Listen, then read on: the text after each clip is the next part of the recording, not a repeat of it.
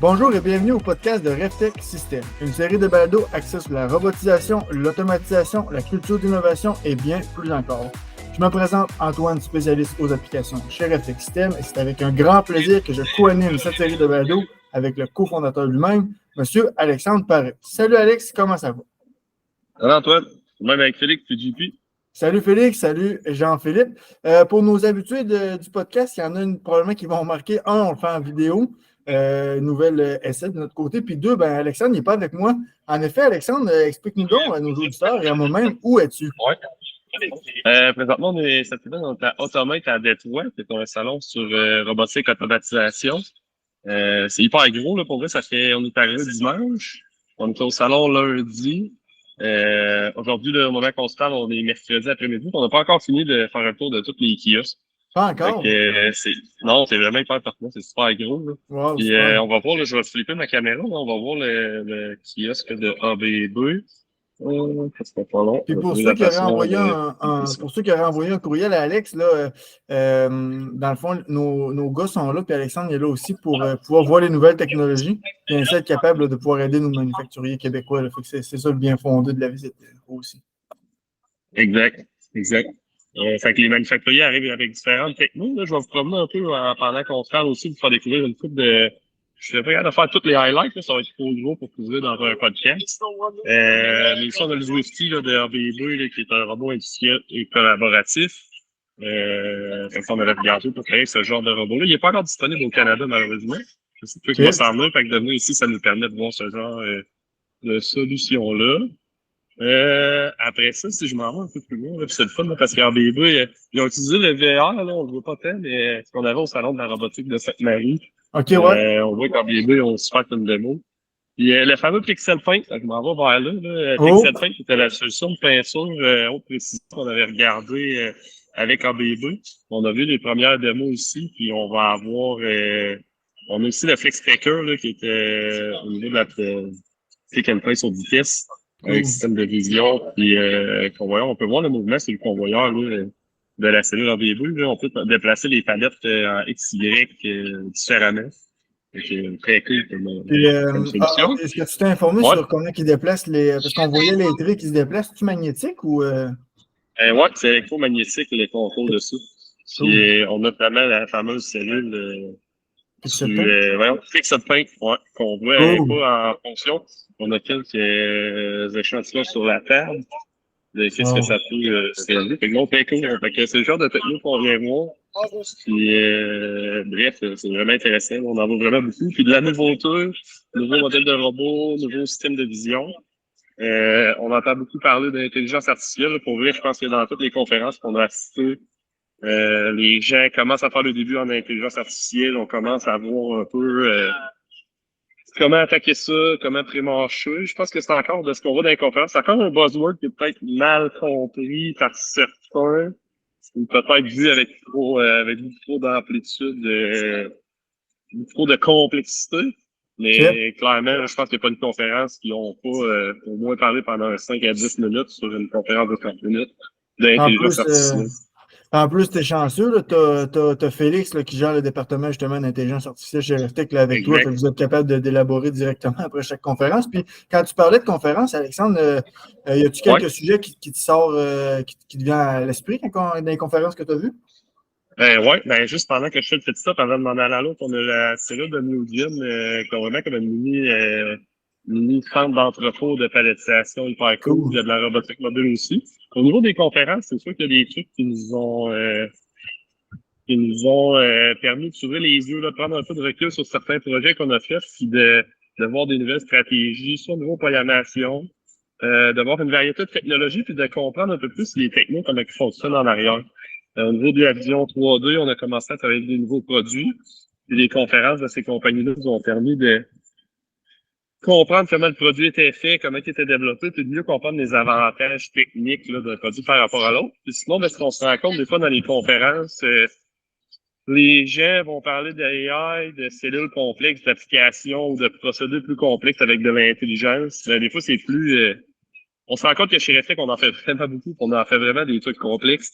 Fait qu'on est comme pas gêné d'être là. Des fois, on aurait, c'était la personne présente dans la conférence, on l'aurait peut-être fait d'une autre façon, mais on est vraiment surpris à quel point qu'on réalise des trucs avec quelqu'un comme ça. Cool. Fait que si, petit stop au bout de Nachi, robot, mais vraiment, c'est chinois. Des super beaux robots, fait qu'il y a vraiment beaucoup de modèles. Robots collaboratifs sur le plancher, c'est hallucinant. Je pense que j'ai vu au moins une dizaine de modèles de robots collaboratifs que je connaissais pas. Des marques, Alex, ou vraiment des modèles? Ouais, des marques. Vraiment des marques. Là, il y a plusieurs marques qui émergent. Je sais pas à quel point ils ont vraiment tous chacun des pots des comptes, mais sont avec les gros joueurs comme Fanuc, là, que je vous amène à leur bout, qu'on voit dans le fond là-bas. Ils ont sorti vraiment beaucoup de modèles. Je pense que ça va être difficile pour ces nouveaux joueurs-là de se placer dans le milieu.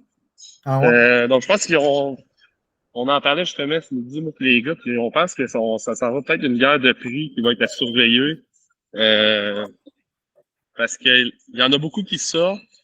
Il y en a des vraiment moins dispendieux, mais ce côté fiabilité, c'est pensable ou c'est une bonne idée c'est une bonne idée de juste focuser sur le prix et d'oublier la qualité et la fiabilité d'un système. Fait que si on voit le CR25, CR25 peut lever jusqu'à 30 kg, hein. CR25 peut lever jusqu'à 30 kg.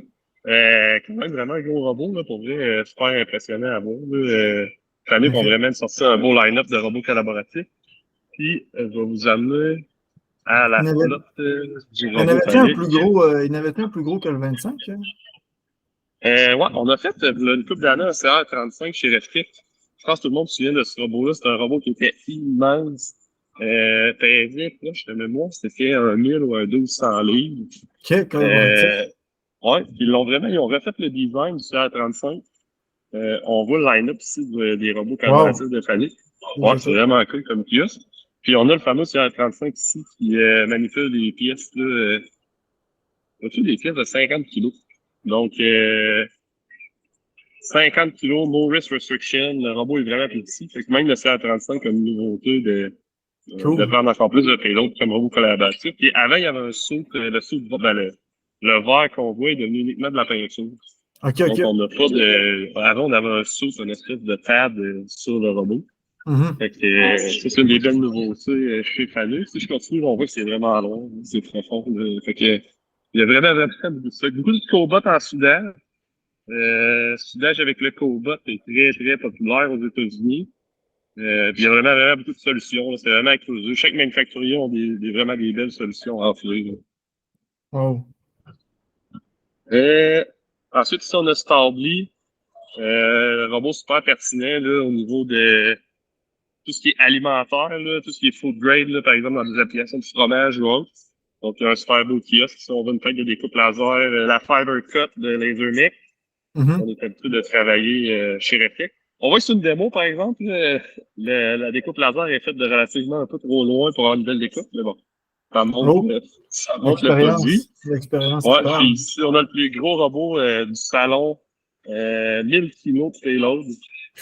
Robot Fanuc. Qui fait que transporter des grosses fixtures, mais quand même un 1000 kilos de payload, c'est super intéressant.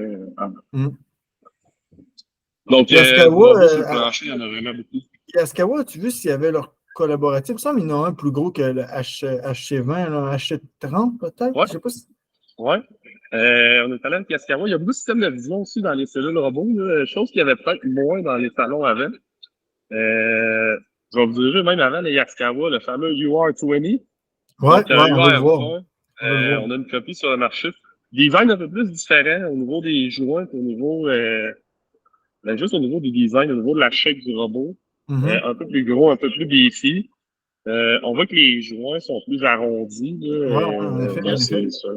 Design un peu plus différent. Ils ont commencé à prendre les commandes pour le UR20. Il y en a quand même beaucoup. Il y a un bon backlog de commandes. À suivre, le robot devrait commencer à être déployé au courant de l'automne. Donc, on peut commencer à prendre des commandes pour le UR20. Puis, je vous dirige vers le Yaskawa. 30 kg de payload.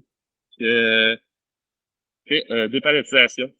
Donc, quand même défi comme robot aussi.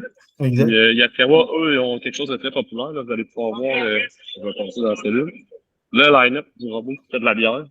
Il sert la bière. OK. Ils ont mis un bartender dans leur kiosque. Bon. C'est à ça, il y a vraiment un long line-up.